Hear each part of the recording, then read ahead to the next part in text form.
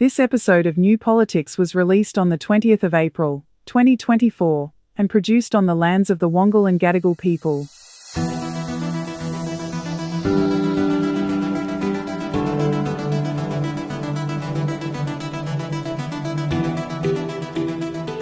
Welcome to New Politics. In this episode, a terrible tragedy in Bondi Junction, Bruce Lehrmann loses everything in a disastrous defamation case, the war in Gaza starting to go in a different direction with more calls for Palestinian statehood, the by-election in Cook, and should there be more money for the military or should we look after the homeless? It should be an easy choice, but it never is. I'm Eddie Djokovic, editor of New Politics. I'm David Lewis, hip-hop legend.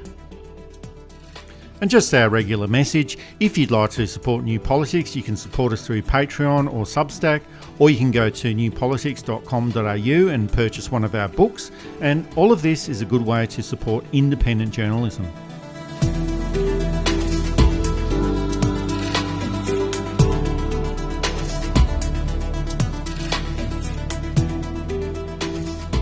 It was a terrible day last weekend in Bondi Junction in Sydney's eastern suburbs. 6 people were killed in a knife attack in the Westfield shopping mall, and the repercussions for this will be felt for some time, and it will take a while to unpack what actually occurred and the reasons for why it occurred. But despite all of that, the big issue is that 6 people went out one morning and they never came home. The events were shocking, the randomness of it was shocking. It seems that the killer was targeting women and young children. These events are rare. In Sydney, we had the Lint Cafe siege in 2014. There was also the Strathfield massacre in 1991. Melbourne had the Hoddle Street killings in 1987, Bourke Street in 2017. There was also Port Arthur in Tasmania in 1996. It's hard to know what can be done to prevent these events from happening in the future. New South Wales is considering tightening their legislation relating to knife possession. And there have been calls to increase funding for mental health support, and that's funding that should always be substantially increased. But I think we'll have to wait until the coronial inquest is completed and work out ways of improving matters as soon as possible. It was a terrible, terrible thing. In a sense, I'm still struggling with it. Having lived in Sydney since I was a very young adult, these things do affect you deeply. I'm sure all of our Sydney listeners know what I'm talking about. The media handling of it was appalling. I found that the best information was coming on social media. As the media tried to find an angle, believe it or not, instead of just reporting what happened. And of course, at first, there were reports of gunshots that turned out to be police gunshots. And there were all kinds of other reports coming out. The wrong person was named as the perpetrator, completely innocent by professional stirrers. This was picked up by Channel 7 and the man is now suing Channel 7. Channel 7 should have done their due diligence. They've had a shocking week, as we will see later in this podcast. We went from, it was a terrorist to some mentally ill person. We need to find out what happened.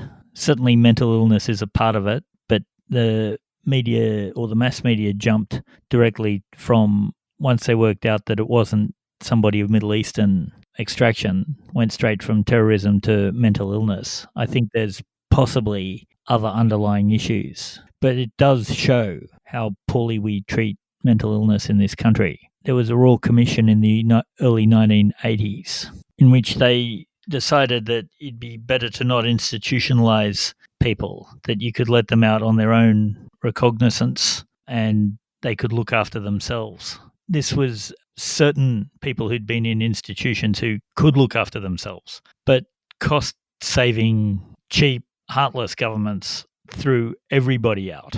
As a result, we get incidents like these and like the church on Sunday night, in which people who shouldn't be unsupervised are unsupervised, and then something happens and things go badly very quickly. I think we've got to rethink all of this. And also, too, we've got to stop stigmatizing mental illness. This was a terrible, terrible tragedy, and the more we focus on making it political, the less we can fix the issue in appropriate and timely manners. And I think this event did bring out the best and the worst in people, and the best was pretty much across the board. The people within the shopping centre who were trying to stop the attacker, they were trying to rescue the people who had been attacked. There was all the police work that went on, the ambulance and hospital staff, the counsellors. Then politically, the New South Wales Premier, the local members, Allegra Spender and Kelly Sloan, all of these people just did whatever they could. Here's the Prime Minister, Anthony Albanese, speaking about these events.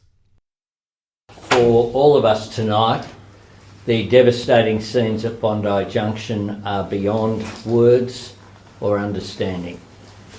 Australians will be shocked this evening. This was a horrific act of violence, indiscriminately targeted at innocent people going about an ordinary Saturday doing their shopping.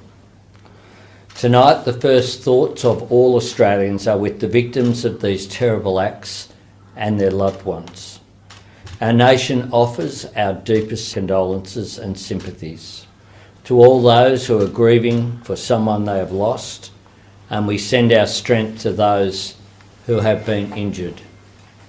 And all of us are thinking of the dedicated doctors, nurses and healthcare workers who will be working through the night to save lives and to care for their fellow Australians. Today, Bondi Junction was the scene of shocking violence, but it was also witness to the humanity and the heroism of our fellow Australians. Our brave police, our first responders, and of course everyday people who could never have imagined that they would face such a moment. Staff for whom this should have been a normal shift. Shoppers peacefully going about their lives. And yet for these Australians, their first instinct in the face of danger was to help someone else. That is what we hold on to tonight as Australians. That's confirmation of who we are. Brave, strong, together. As bad and as terrible as these events are, it's usually the true spirit of the community that does come through, I think. But for all of the good community spirit that does come through, there's also the other side of it, as you referred to before, David, the worst of humanity, where you've got anonymous trolls and the not-so-anonymous trolls, such as Julia Hartley-Brewer from Sky News, claiming that it was just another terror attack by another Islamic terrorist. And there are also some conservative commentators and polemicists who also claimed that the killer had come to the Westfield in search of Jewish people because it was so close to a synagogue, and 90% of the residents in Bondi Junction are not Jewish, and the nearest synagogue is over a kilometre away. The killer was not Islamic. He was born and bred in Toowoomba. He was a white guy, a surfer, and from a family of Pentecostals. And all of these people that were trolling on social media, they all went very quiet when the real identity of the killer was revealed. And then there were other online trolls who claimed that it was a Jewish terrorist retaliating against the October 7 killings in Israel. Some sections of the media were pretty awful as well. As you mentioned before, David, Channel 7 identified the wrong person as the killer, as did the ABC. They also showed footage of injured people in distress. Certain parts of News Corporation also tried to whip up a racist frenzy. They showed graphic footage of the events as well. And I'm not sure what the best thing to do is in this case to stop the poor media behaviour. Like you did mention that quite a lot of the good information did come through on social media, but there's also quite a lot of the bad information that did come through on social media. So I'm not sure what you can do about that. But with the mainstream media, maybe the media should do some sharing of vision in these sorts of events, or pool all of their resources so they're not rushing to be the first ones to report the news. And in that case, they would be able to make sure that they were reporting accurate news rather than making basic errors that doesn't do anyone any favours. So generally, I think the community responded very well to a tragic incident, as they always do, but there are some bad actors within the media and within the community who just cannot behave themselves when it comes to these kinds of events. We need to review every single media licence in the country. We need to have a royal commission into the influence of media in the country. It's not just Murdoch. And in fact, the Murdoch papers and sources were a little bit more appropriate in this case. They weren't perfect. Channel 7 and to a lesser extent Fairfax were worse. And It's like comparing, I don't know, the Black Plague to dysentery. Nothing is particularly good. One's maybe a little bit better than the other. But it's time that Australians started to realise they deserve better media and use not only legal forces but market forces. And I think that's started already.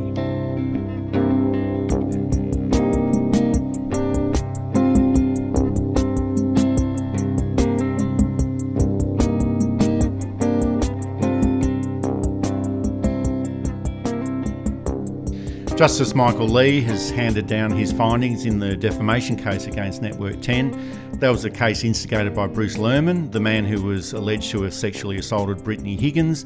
And there's absolutely no question about this. This was an absolute disaster for Bruce Lehrmann. Here's the senior lawyer for Network 10, Justin Quill. This is an unmitigating disaster for Bruce Lehrmann. And I've got to say, it's a warning to all other potential applicants or plaintiffs who might want to try and reinvent history or make a quick buck, who might want to come to court and con the court as to their version of events. You can come up with a con that might get you through a TV interview or an interview with your bosses or down at the pub with your mates.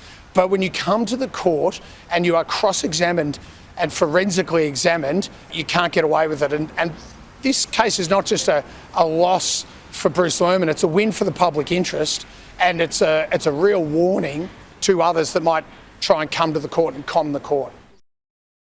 And why was it an absolute disaster for Bruce Lehrmann? Aside from being proved in a court of law to be an absolute liar and losing the defamation case, it's because of these words from Justice Michael Lee. My conclusion on rape: Mr. Lehrmann raped Miss Higgins. I hasten to stress this is a finding on the balance of probabilities. This finding should not be misconstrued or mischaracterised as a finding that I can exclude all reasonable hypotheses consistent with innocence.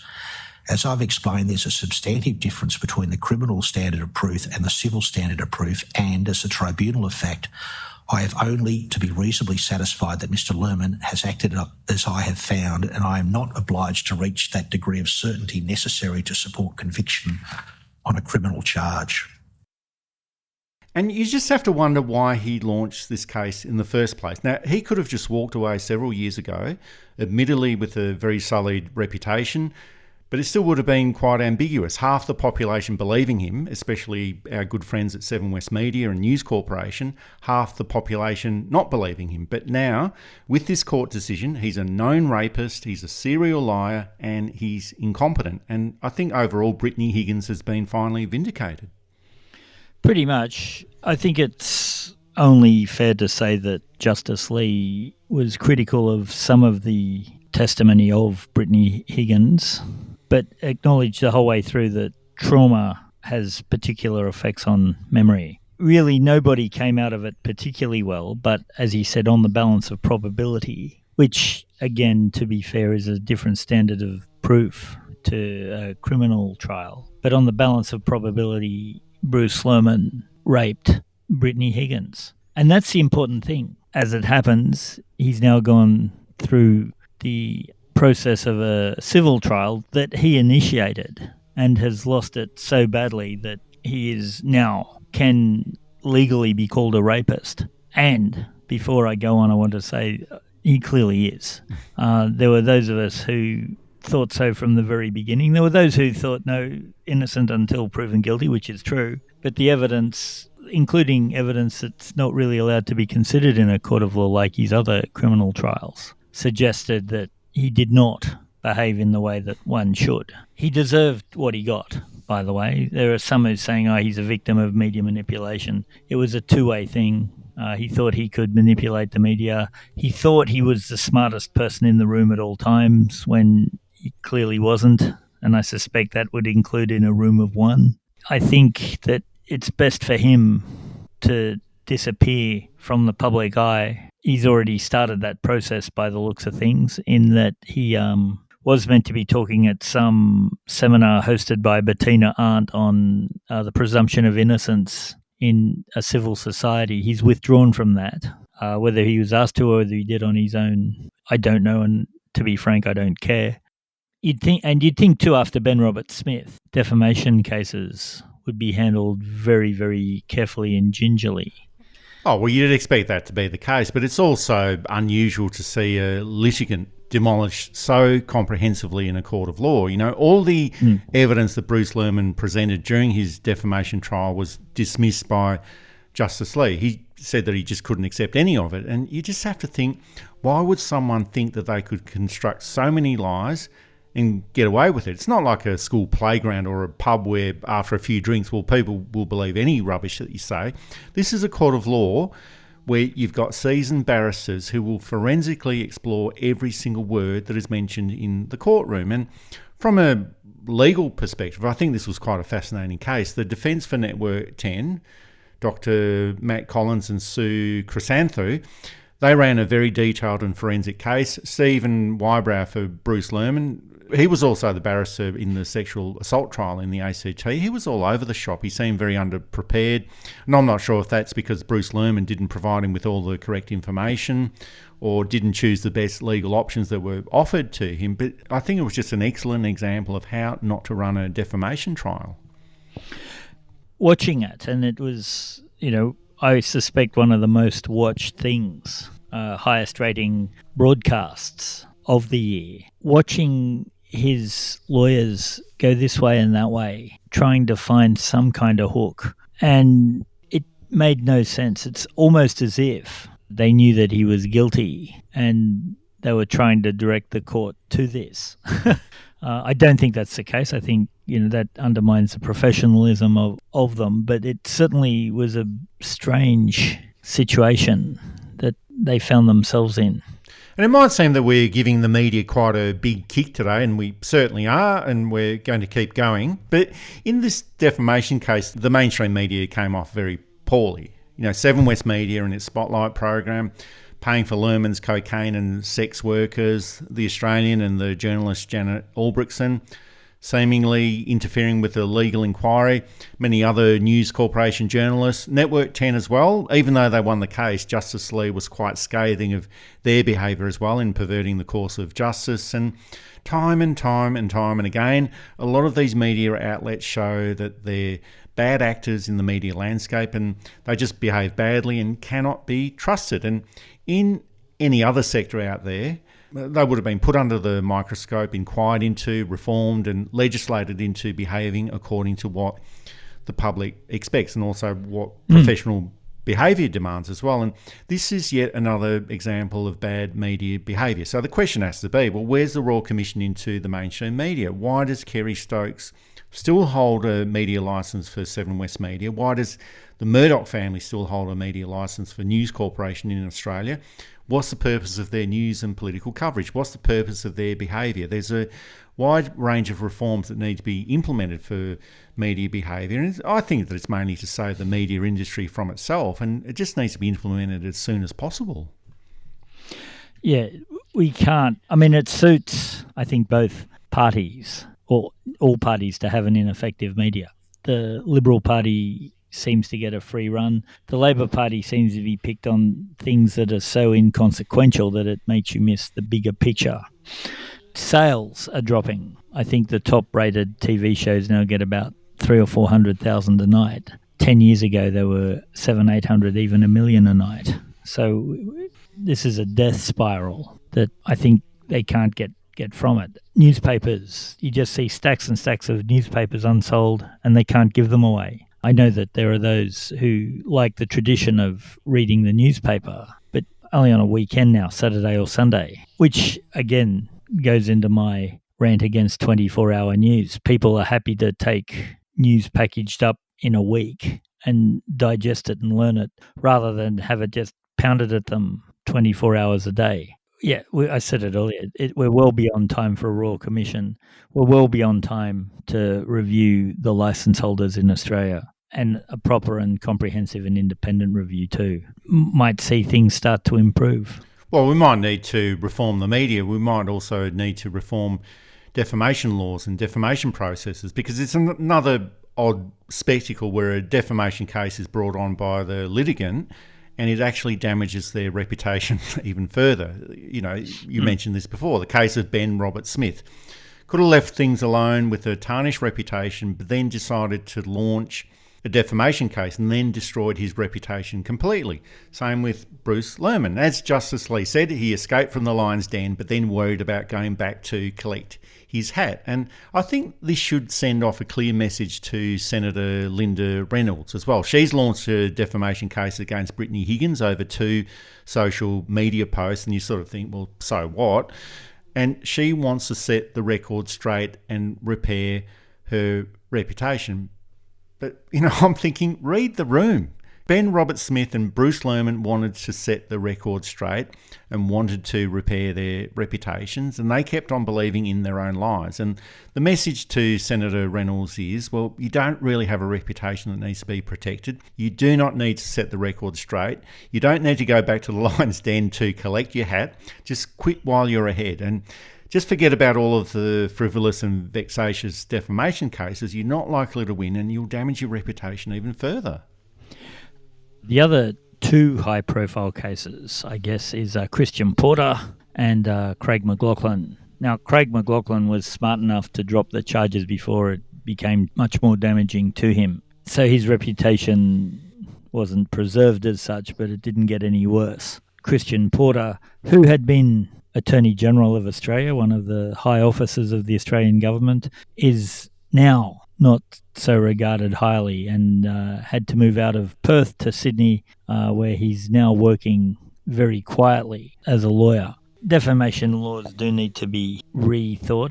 The trauma that they had to put Brittany Higgins through again was just not appropriate. She's moved out of Australia and is unlikely to come back. Yet those who actually did the damage to her stay here. Now, I suspect Bruce Lehrmann will move out. I don't know I don't care, but I suspect he'll take advantage of his American passport and move back to America. Who cares? Good riddance, goodbye. Don't let the door hit you on the way out type stuff. But those who instigated this, those who cheered it on, will stay here. And I think that that's one of the signs of the injustice that has happened.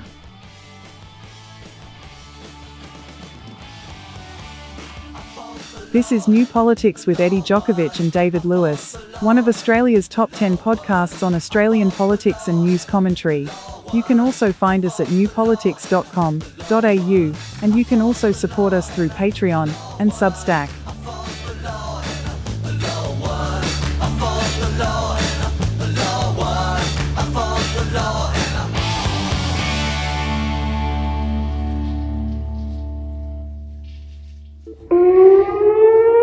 Iran launched more than 300 cruise missiles, ballistic missiles and drones toward Israel, raising concerns about broader conflict in the Middle East 6 months after Hamas attacked Israel.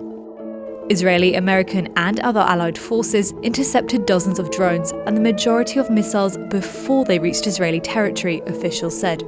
It's the first time Iran has directly attacked Israel from Iranian territory. The war in Gaza that was commenced by Israel is going through quite a few new phases. Iran retaliated against an Israel Defence Force attack on the Iranian embassy in Syria in early April, which killed 16 Iranians. And if the Western world is going to be consistent, if it maintains that Israel does have a right to defend itself, then Iran also has a right to defend itself. And it's unclear why Israel attacked the Iranian embassy in the first place, and the Iranian foreign minister suggested that Netanyahu has completely lost his mental balance, but it's probably related to the operations of Hezbollah in southern Lebanon. This overall has got the potential to escalate the war in Gaza even further, and we've always maintained that the biggest problem in Israel at the moment is Benjamin Netanyahu, but even if he was to go, there'll always be another Benjamin Netanyahu to replace Benjamin Netanyahu. Closer to home, the Foreign Minister, Senator Penny Wong, caused an uproar within the Israel lobby in Australia when she suggested this. The two-state solution is the only hope of breaking the endless cycle of violence.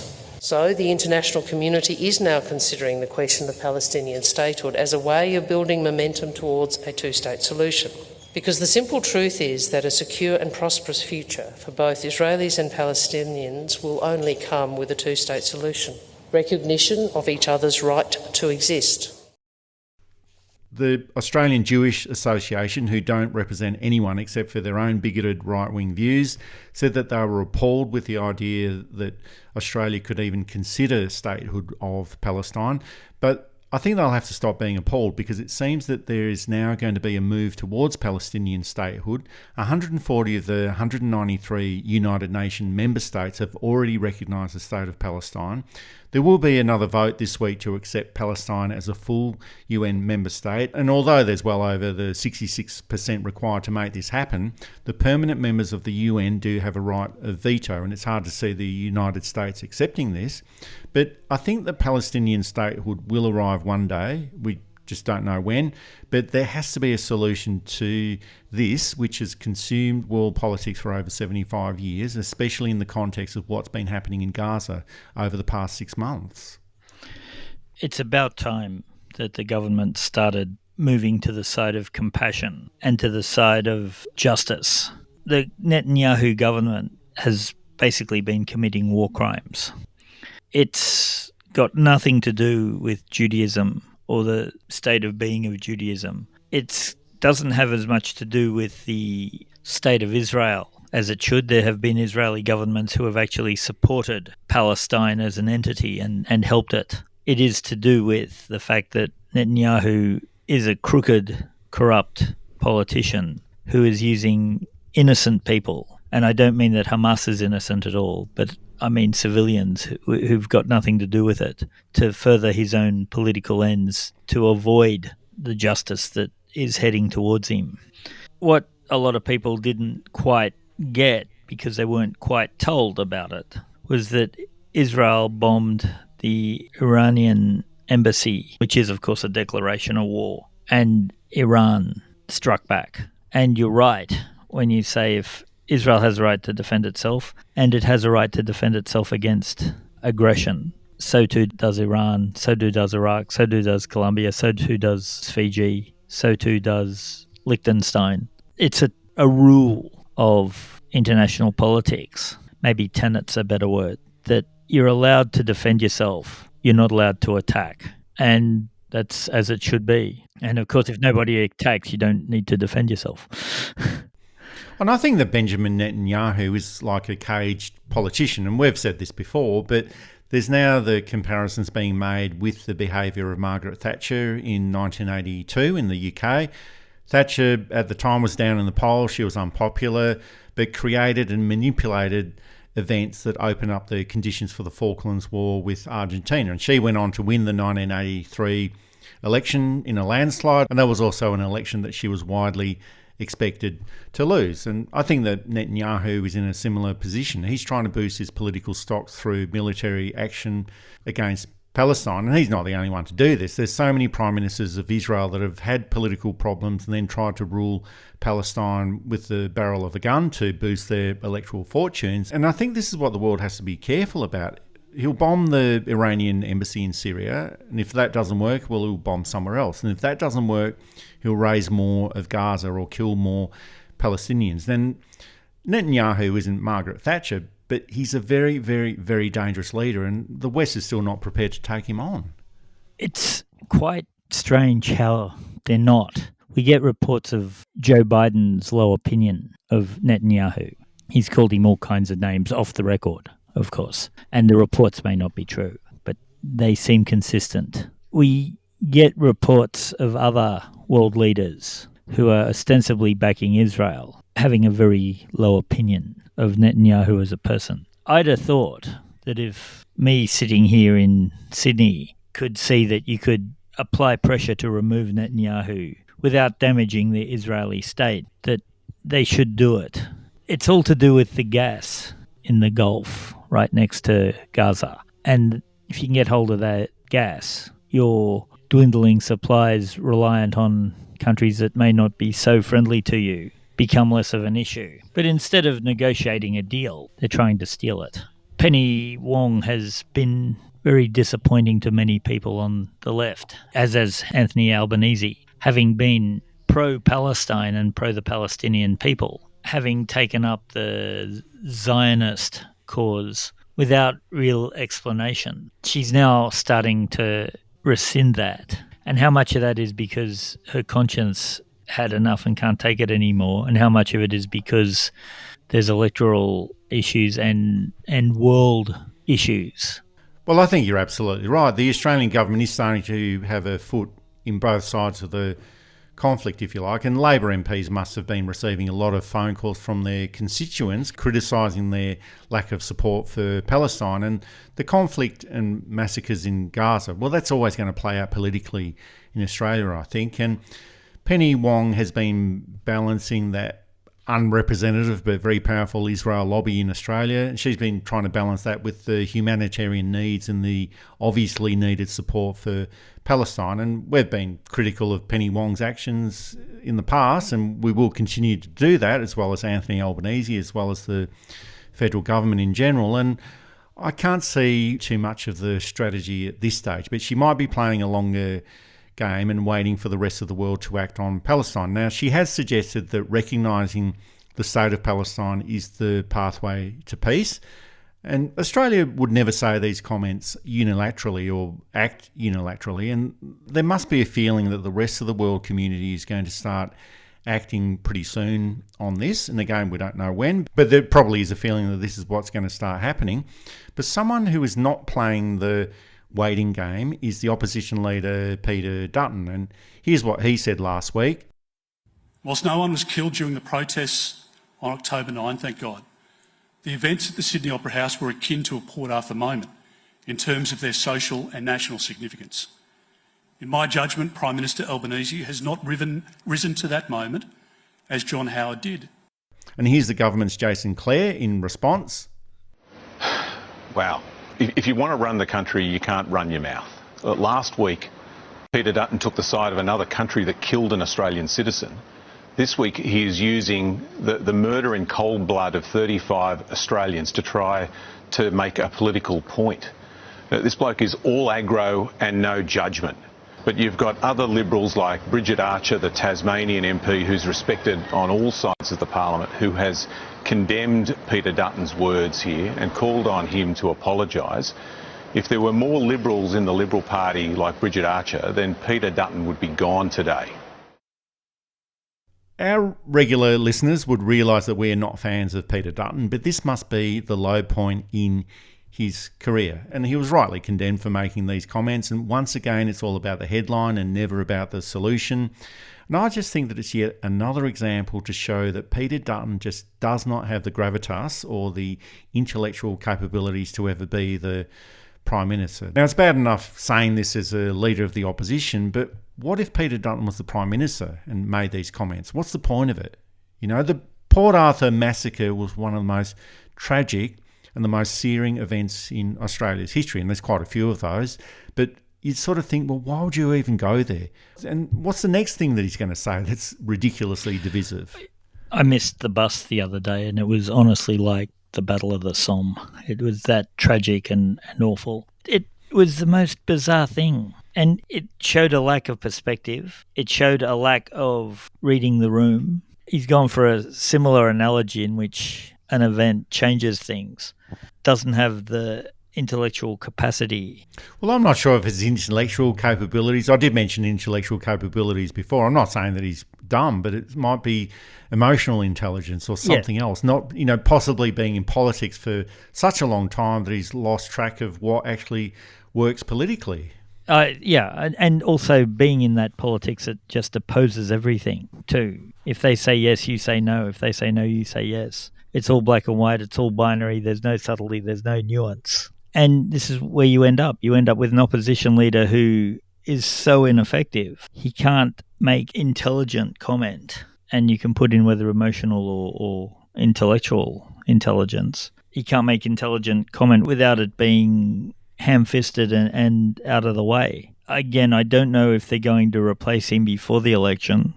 The Climate 200 have just announced that they're running candidates or they're supporting candidates in 20 more seats at the next election. This is what worries both parties, but the Liberal Party more, in that they start off as grassroots, genuinely based community movements that get a bit of help from a generous benefactor. They're not astroturfed people coming in and billionaires trying to buy seats. This is the motivations of people who really believe a change is coming.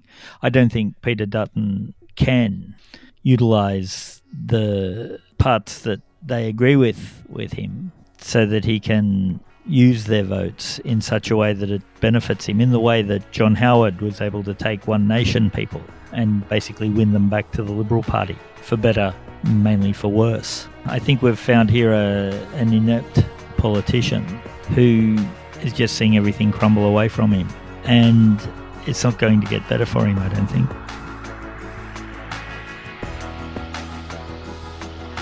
This is New Politics, available through Apple Podcasts, Spotify, Amazon Audible, Google Podcasts and YouTube.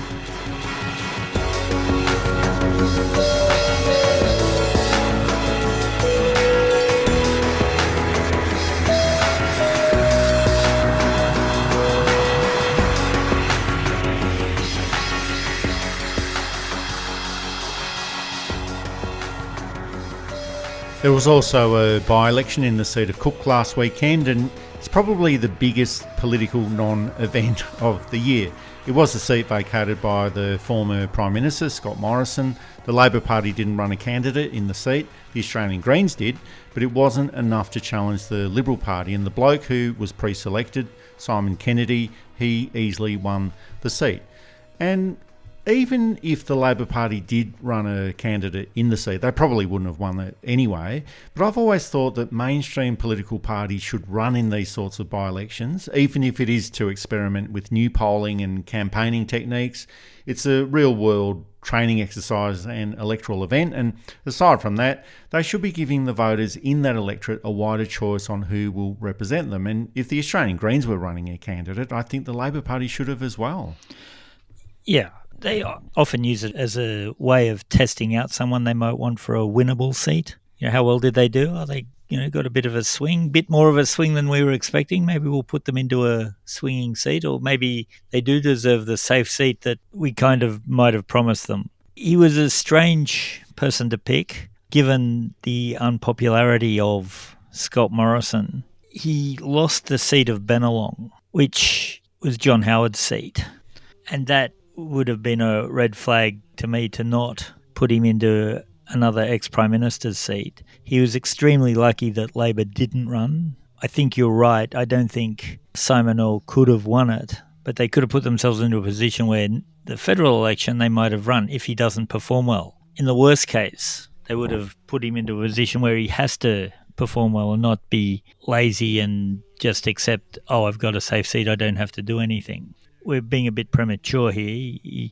I don't know what he's like as a local member, and I hope he is a very good local member, a very strong local member, someone who does care about the community. But they also had 4 or 5 others who already lived in the area. And again, they really seemed to hate women because they had the opportunity to put in a strong local woman in the area and instead bring in Simon Kennedy from Ryde. Oh, well, ultimately it was a 71% to 29% victory to the Liberal Party. And, David, we usually get pretty excited about any type of election, but this one doesn't really mean very much at all. Labor didn't run a candidate. The Liberal Party lost that chance to put in a new woman into Parliament. But for me, it just seemed like another administrative exercise to replace one MP who resigned with another and from the same political party. And Simon Kennedy seems to be a slightly different version of Scott Morrison. Obviously, he looks different, but he's almost a cookie-cutter Liberal Party MP. Law and Commerce, worked at Clayton Utz, the law firm, worked at McKinsey as well, where so many other Liberal Party MPs have worked. And that's also a company that receives so many government contracts when the Liberal Party's in federal or state government. He supported the anti-lockdown movement in Sydney. He also had doubts about the vaccination mandates. And just like Scott Morrison, he didn't live in the seat before representing it. And I just think that it's more of the same for the Liberal Party, and it's just another lost opportunity for them to make some change. And that's the main thing. Had a strong Labor candidate won, they would have had one less safe seat. The only reason it's safe is that the Greens don't have the foothold in Sutherland to make a difference. Labor does, interestingly enough. There's a very strong Labor contingent in Sutherland. Parts of the Sutherland Shire are very, well, what we call safe Labor seats. Other parts not. Now, of course, the news moved very quickly away from the by-election because of the terrible events at Westfield. But I think that the Liberal Party hasn't been terribly complacent in this. I think that some of them at least realise that this victory is a little hollow. And hopefully this, what seems to be a minority voice, will start to think, wait, we need to get in people more representative of the Australian, and by Australian I mean the whole community of Australia, women, people of colour, disabled people, the people that the Liberal Party have been not only eschewing but really kicking into, and start to think that way. We have, as we've just discussed, a leader who doesn't seem terribly competent at thinking ahead.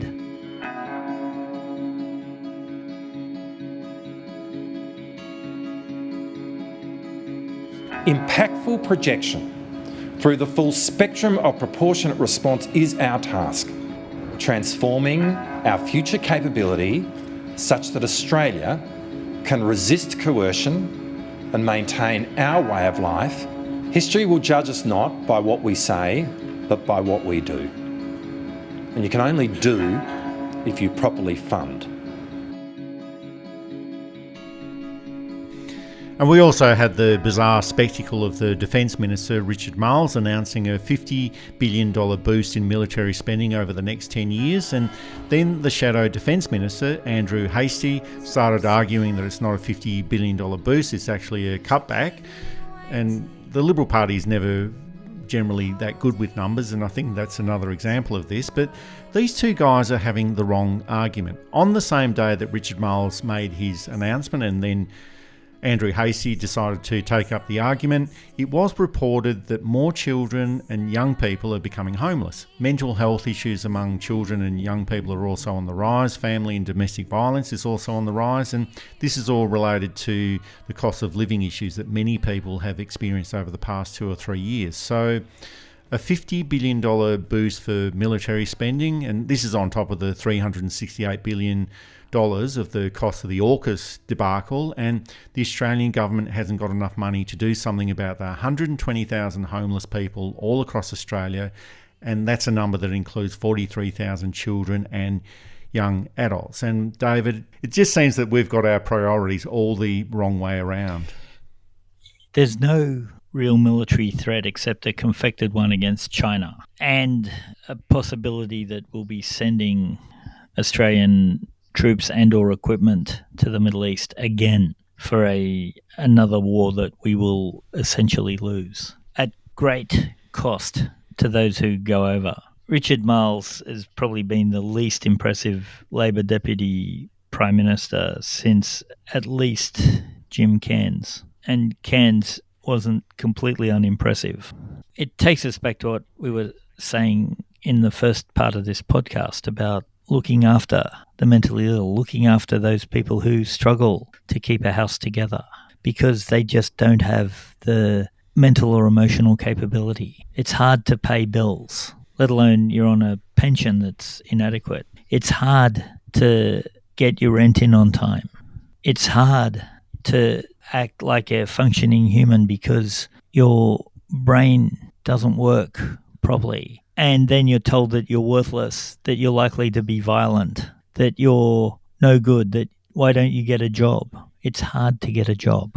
It's throw in addiction, throw in undiagnosed conditions because there's not the money to diagnose things. What $50 billion would do to mental health services or even just health, getting rid of the private health system or curtailing it, so you're not reliant on it for important things like scans, for important things like specialists' appointments, where you're supposed to be covered by Medicare, but you still have to pay hundreds and hundreds of dollars. It's all right if you have those hundreds and hundreds of dollars, even if you struggle to afford them. Some people don't even have the hundreds of dollars, and it becomes a choice of, do I go to a scan which is only going to give me bad news, or do I pay rent, or do I buy food? And I think that this is where Australia is failing as a nation.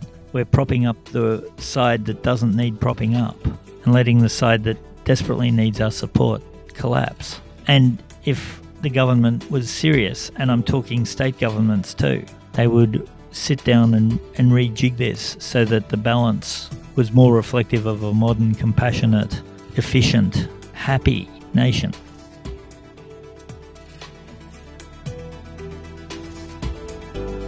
That's it for this episode of New Politics. Thanks for listening in. And if you'd like to support our style of journalism and commentary, please make a donation at our website at newpolitics.com.au. We don't beg, plead, beseech or gaslight you about journalism coming to an end. We just keep it very simple. If you like what we do, please send some support our way. It keeps our commitment to independent journalism ticking along. I'm Eddie Djokovic. Thanks for listening in, and it's goodbye to our listeners.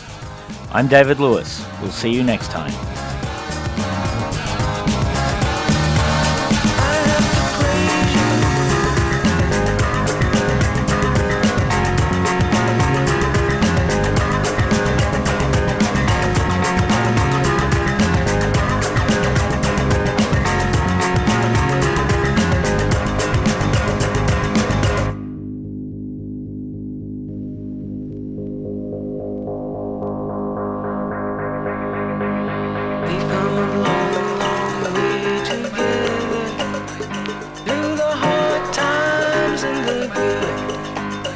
I have to celebrate you, baby.